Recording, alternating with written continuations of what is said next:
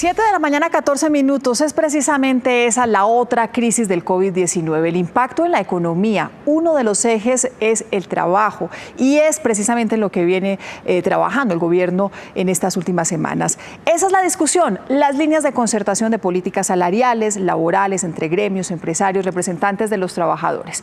Para hablar de estos temas nos acompaña Julio Roberto Gómez, presidente de la Confederación General del Trabajo. Julio, bienvenido a Noticias Caracol. Gracias, feliz mañana. Mónica, muy buenos días para ti, para todos los televidentes y muy contento de tener la oportunidad de comunicarnos con el país por este medio. ¡Qué trabajo! Así hablamos de este tema, Julio, porque hay que decir, la realidad en Colombia era una ya difícil para los trabajadores, para los acuerdos con las agremiaciones, con los sectores laborales. Estaban ustedes en conversación de nuevas condiciones laborales para los colombianos y llega la pandemia, llega una crisis económica. ¿El panorama se modifica? Naturalmente que una pandemia mundial como la que estamos viviendo modifica muchísimas cosas en la parte laboral, en la parte social, en el diario quehacer de la clase trabajadora y del conjunto de los pueblos. Esto se suma a que en América Latina, Colombia tenía la segunda tasa de desempleo más importante. Que somos uno de los países más desiguales del mundo, entonces esto naturalmente ahora se ve profundizado con el tema de la pandemia del COVID-19. Uno de los temas de discusión de estos últimos días, el que se presenta en las últimas horas, es la prima de mitad de año. El presidente Duque, en una entrevista que le da al diario Portafolio, dice: debemos tener claro que la prima se debe pagar, pero encontrar herramientas para que ese pago se dé con facilidades, manteniendo la fraternidad entre empleadores y empleados. ¿Qué va a pasar con la prima de mitad de año?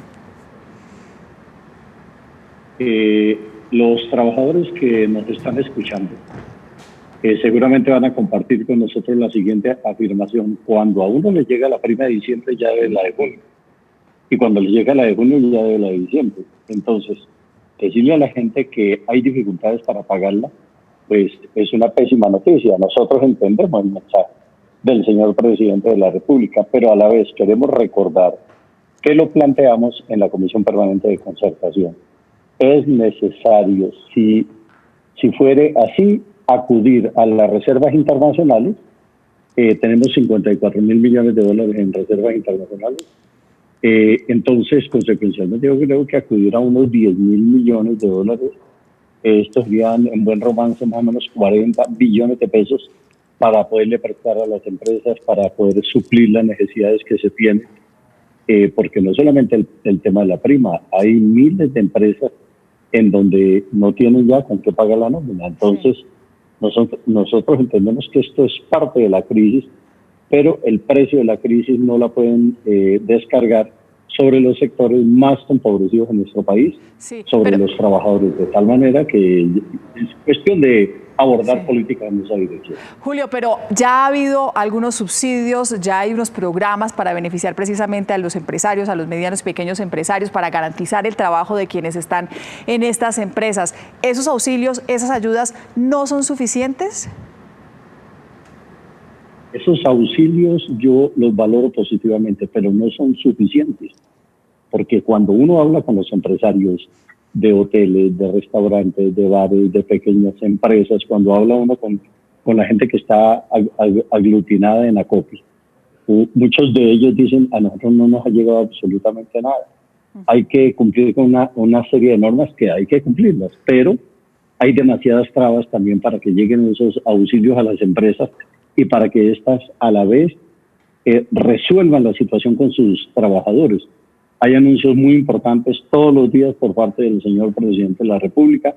Valoramos los esfuerzos que se están haciendo, pero no son suficientes. Definitivamente estamos de cara a una crisis que es muy profunda. El propio Dani lo ha dicho. Llegamos a marzo 31 con una tasa de desempleo de 2.969.000 personas. Desapareció de población económicamente activa 1,5 millones de colombianos. ¿Cómo serán las cifras de abril? Yo me temo que hemos perdido por lo menos 1,5 millones de empleos durante esta pandemia. 1,5 millones de empleos.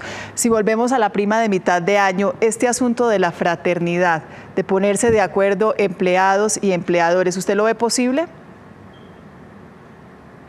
Yo creo que en algunos lugares es posible, por ejemplo, donde hay un sindicato, que el sindicato y empresa en un momento dado tengan una conversación muy directa y de acuerdo con la posibilidad o la imposibilidad que tenga una empresa propiciar acuerdos. ¿Cuál es el problema? Que en la mayoría de lugares no hay un sindicato. Entonces, la parte más débil en esa relación siempre es el trabajador. Entonces, nosotros lo que no queremos es que se abuse de esta situación. Se lo dijimos al señor ministro del Trabajo y lo manifestamos en la Comisión Permanente de Concertación. Cualquier acuerdo debe ser sobre la base del respeto a los derechos de los trabajadores, pero fundamentalmente volvemos a insistir que le corresponde en esta etapa al gobierno nacional acudir en auxilio de las empresas para evitar que la cuerda se reviente por el lado más débil.